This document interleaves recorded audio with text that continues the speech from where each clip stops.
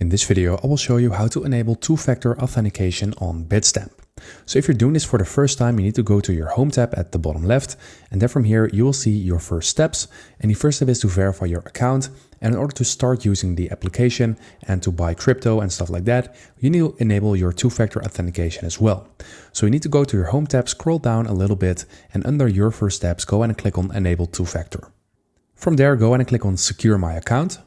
And Bitstamp is recommending Google Authenticator, so go ahead and download that application if you want to, but if you have a different app, you can also use that one. So go ahead and click on Get Google Authenticator or click on Continue for a different app.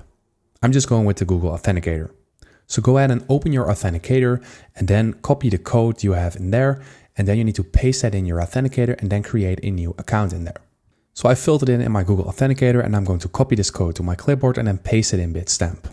So after you have pasted that in, you will see that your two-factor authentication is set up, and now you can just log into your account again.